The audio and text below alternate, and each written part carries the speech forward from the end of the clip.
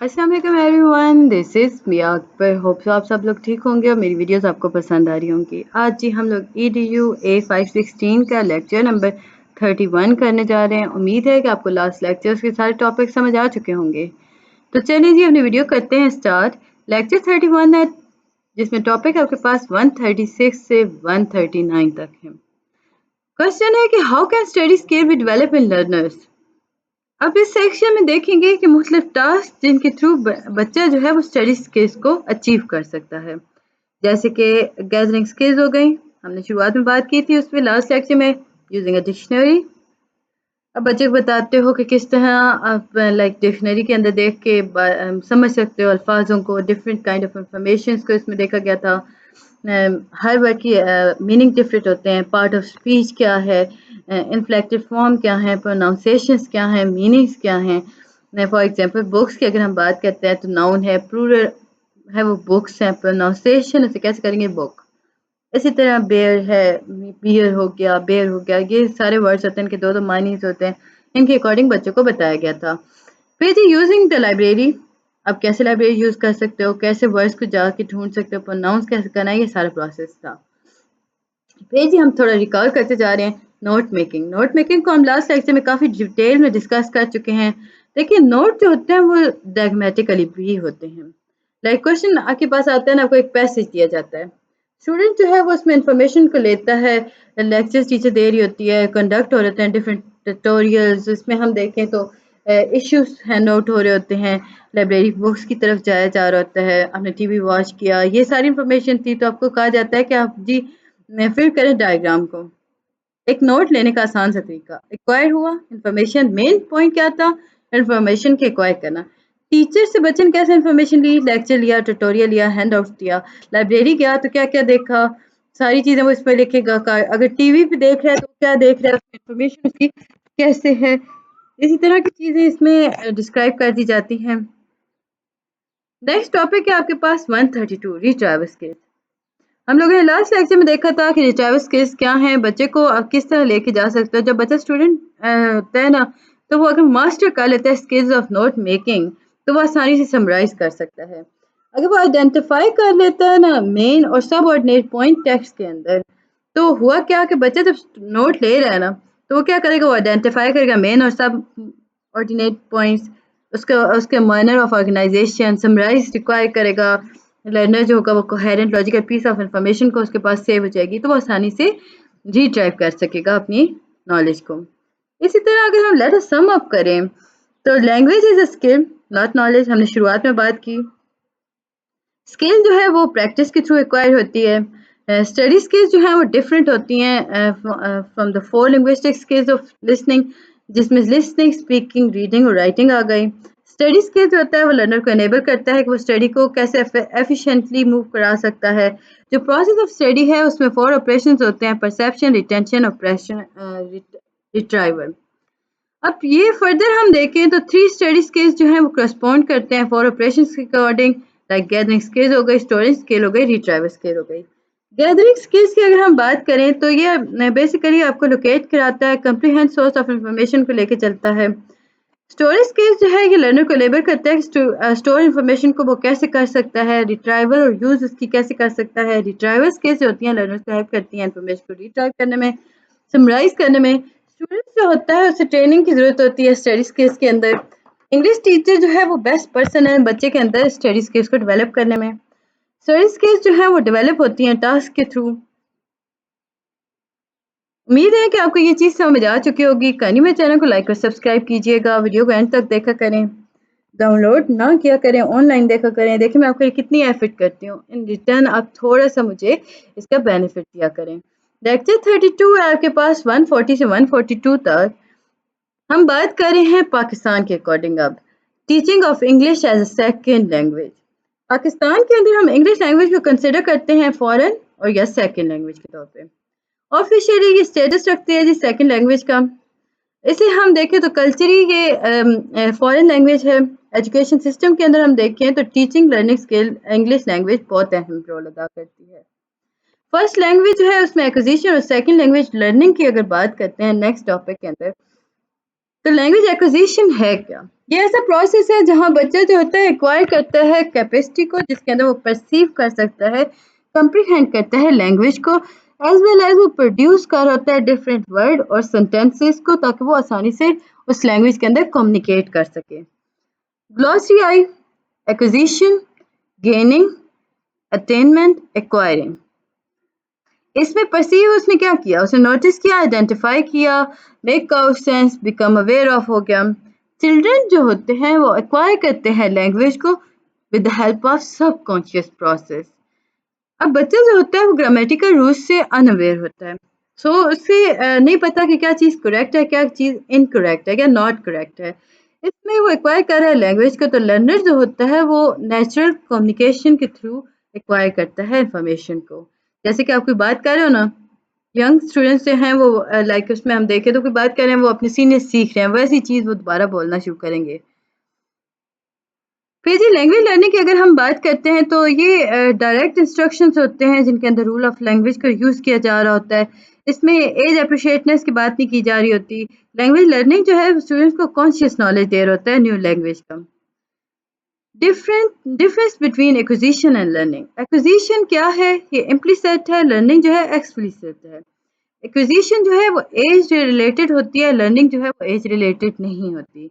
Acquisition जो है ये बेसिकली एफर्ट रिलेटेड होती है, but learning is not, sorry, acquisition जो है वो नॉट होती है एफर्ट रिलेटेड, और लर्निंग जो होती है वो एफर्ट रिलेटेड होती है। इसी तरह हम अगर देखें तो टीचिंग लिटरेसी जो है वो हेडिंग ऑफ लर्निंग के अंदर आ गई। एक्सप्लिसिट के अंदर आपके पास आएगा क्लियर, ऑब्वियस, प्रिसाइज। इम्प्लिसिट के अंदर हम बात करें तो हिडन, इम्प्लाइड, अंडरस्टूड, और इसमें अगर हम देखें तो ये टेस्ट की तरफ जाता है, टैक्टिक मूवमेंट इसमें आपके पास बहुत ज़्यादा इन्वॉल्व हो जाती हैं। एक्वायरिंग लैंग्वेज जो है ये बेसिकली सबकॉन्शियस प्रोसेस है। इसमें हम देखें तो ये इंटरनलाइजिंग लैंग्वेज है जो कि एक्सपोज्ड होती है डेलिब्रेट मेमोराइजेशन ऑफ वर्ड और डेफिनेशन के अकॉर्डिंग। एक्विजिशन की अगर हम बात करें तो आपको ज़रूरत नहीं पड़ती कि आप लर्निंग प्रोसेस को जानें। एक्विजिशन लैंग्वेज जो है ये बेसिकली आपके एनवायरनमेंट से आपको मिल रही होती है, आपको ग्रामेटिकली इसमें कुछ चीज़ों को यूज़ करने की ज़रूरत नहीं होती। लेक्चर 33 है नेटिव लैंग्वेज। ये ऐसी लैंग्वेज है जिसके अंदर अब पर्सन जो होता है वो एक्वायर करता है लैंग्वेज को ड्यूरिंग अर्ली चाइल्डहुड। इसमें बच्चा जो होता है उसे सीख जाता है फैमिली के अंदर रहते हुए वो लैंग्वेज को किस तरह यूज़ करेगा, उसकी फैमिली किस ज़ुबान में बात कर रही है। लाइक हम mother tongue, first language, arterial language या L1 को भी नेटिव लैंग्वेज कहते हैं। नेटिव लैंग्वेज जो है ये बेसिकली बच्चा जो होता है अपने पेरेंट्स, अपने होम एनवायरनमेंट सीख रहा होता है। बच्चा जो होता है बिलिंगुअल होता है होम के अंदर, उसकी लाइक हो सकता है कि बच्चे के पास more than one mother tongue हो या नेटिव लैंग्वेज हो। अभी कभी कभार अब इसके एग्जांपल दें तो अगर मदर जो पठान है और फादर जो है वो पंजाबी है, या अनदर हैंड करें कि फादर पठान है मदर पंजाबी है, तो हो क्या रहा है कि बच्चा घर में बिलिंगुअल लैंग्वेज सीख रहा है, पश्तो भी आ रही है उसे, पंजाबी भी आती है, देन वो सेकंड लैंग्वेज की तरफ जाएगा। ये हम बिलिंगुअल लैंग्वेज कह रहे हैं इसकी मदर लैंग्वेज को। सेकंड लैंग्वेज क्या है? ये एक और लैंग्वेज है जो कि मदर लैंग्वेज से ज़रा थोड़ा अलग होती है। अब ये इसमें होता क्या है कि पब्लिक कम्युनिकेशन हो रही होती है, स्पेशली आप ट्रेड बात करो, हायर एजुकेशन एडमिनिस्ट्रेशन के इसमें लाते हो। ये वो लैंग्वेज है जो कि इंसान जो होता है वो नेटिव लैंग्वेज के बाद सीखता है। अब फॉर एग्जांपल आप देखो तो अब लोग अपने मदर लैंग्वेज सीख चुके हैं ना, अब वो कहीं ऐसे एरिया में गए हैं जहाँ लैंग्वेज थोड़ी डिफरेंट है, अब वो लैंग्वेज जो सीख रहे हैं जिससे कि मदर से वो कम्युनिकेट करेंगे उसे हम सेकंड लैंग्वेज कहते हैं। इससे रिप्रेजेंट किया जाता है जी L2 से। ये लैंग्वेज होती है, ये नेटिव लैंग्वेज है तो स्पीकर नहीं होती, ये लोकल नहीं होती, मतलब ये वो लैंग्वेज होती है जो लोकल तो यूज़ हो रही होती है, लेकिन इसमें हम देखें तो वो ये आपकी नेटिव लैंग्वेज नहीं कहलाती, यानी आपकी मदर लैंग्वेज नहीं होती। नेक्स्ट टॉपिक है आपके पास factor affecting the learning of English in Pakistan. अब हम देखें दुनिया क्या है, ग्लोबल विलेज के तौर पे सामने आई।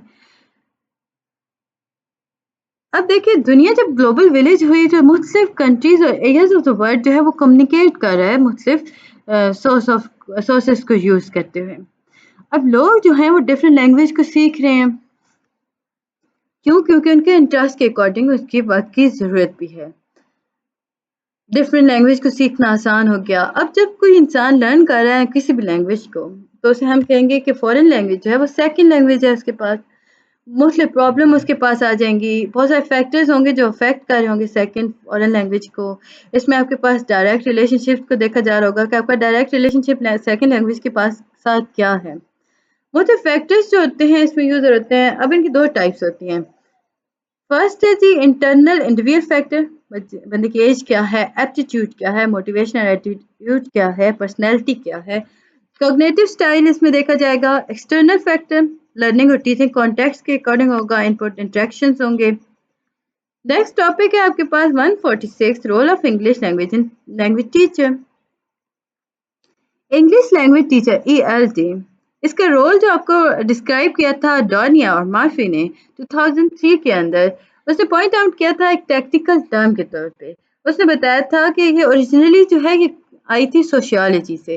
लाइक उसमें उसने बताया था कि इसमें शेयर किया जाता है एक्सपेक्टेशंस को, जो कि इंडिविजुअल जो होता है कैसे बिहेव करेगा। आसान अल्फाज में हम कहें तो ये ऐसा रोल है जो डिस्क्राइब करता है लोगों को कि उसे क्या करना चाहिए। Domain of English language teaching की अगर हम बात करते हैं, मुख्तलिफ मेथडोलॉजीज आई आपके सामने, उनमें सजेस्ट किया गया था लाइक पोटेंशियल रोल क्या है लैंग्वेज टीचर का।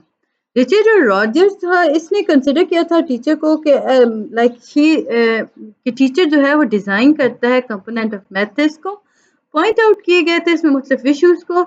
अब वो टीचर की रिकॉर्डिंग उसने कंपोनेंट्स और मेथड्स और पॉइंट आउट जो इश्यूज थे वो क्या थे, लाइक वो डिग्री जिसके थ्रू टीचर जो होता है वो कंट्रोल करता है कि किस तरह लर्निंग टेक प्लेस करेगी। ये वो डिग्री होती है जिसमें टीचर जो होता है वो रिस्पॉन्सिबल होता है, डिटरमिन करता है कंटेंट को क्या पढ़ाना है, इंटरेक्ट कैसे करना है, मतलब पैटर्न्स को यूज कैसे करना है। फर्दर आपके पास आता है जी next topic, competence of an English language teacher के अंदर। टीचर कॉम्पिटेंसीज क्या है? कॉम्पिटेंसीज की अगर हम बात करते हैं तो ये वो स्किल्स हैं, वो नॉलेज है जो कि एनेबल करता है टीचर को कि वो सक्सेसफुल कैसे होगा। इसमें मैक्सिमाइज ऑफ स्टूडेंट लर्निंग करते हो। टीचर जो होता है वो एक्सपर्टीज को लेके चलता है वाइड रेंज। क्वेश्चन आता है व्हाई इज दिस इम्पोर्टेंट। अब जो ट्रांसफॉर्मेशन आप बात करते हो पावर की, ट्रांसफॉर्मेशनल पावर इफेक्टिव टीचर की, लाइक इसमें हम देखें तो वो एक्सपीरियंस की बात हो रही होती है। अब देखते हो कि इनिशिएटिवली आप देखते हो लिंक कैसे हुआ टीचर और स्टूडेंट एकेडमिक अचीवमेंट को।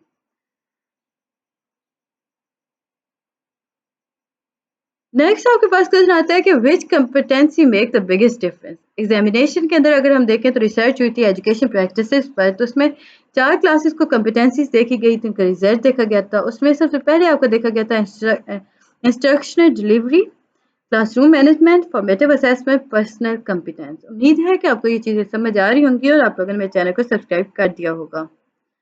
वन बाय वन इन्हें देखते जाते हैं। इंस्ट्रक्शन कॉम्पिटेंस बेसिकली ये एसेंशियल प्रैक्टिस होती है टीचर की कि वो मास्टर करती है, इफेक्टिवली इंस्ट्रक्ट कर रही होती है स्टूडेंट्स को कि वो उसकी मैक्सिमाइज नॉलेज को लेके आती है, स्किल उसे एक्विजिशन करवा रही होती है। रिसर्च ने रिवील किया था कि जितनी भी इंस्ट्रक्शंस होती हैं वो प्रोडक्ट रिजल्ट को इक्वल डिस्क्राइब नहीं करती।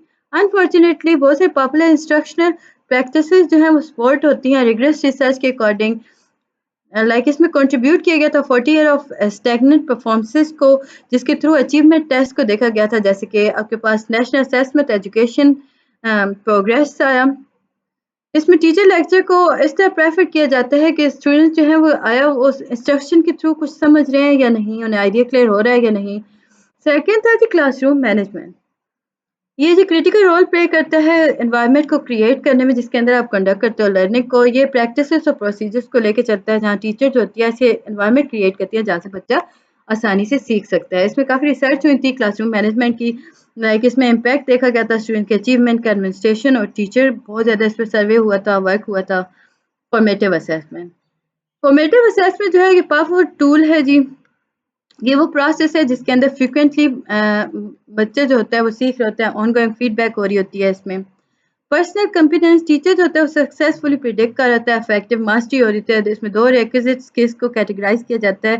फर्स्ट है टेक्निकल कॉम्पिटेंसी और पर्सनल सेकंड है पर्सनल कॉम्पिटेंसी। टेक्निकल स्किल्स जो होते हैं स्पेसिफिक स्किल्स होती हैं, फैक्चुअल नॉलेज रखते हैं इंट्रिंसिक और जॉब स्पेसिफिक की तरफ। टेक्निकल कॉम्पिटेंसी एलिमेंट्स होते हैं जो कि टीचिंग को इंक्लूड करते हैं इंस्ट्रक्शन, असेसमेंट, क्लासरूम मैनेजमेंट के अंदर। पर्सनल कॉम्पिटेंसी और अदर हैंड स्किल्स को ब्रॉडली एप्लीकेबल करते हैं प्रोफेशन के अकॉर्डिंग। तो ये था जी आज का लेक्चर। उम्मीद है कि आपको समझ और पसंद आया होगा। मिलते हैं नेक्स्ट वीडियो में, तब तक के लिए अल्लाह हाफिज़।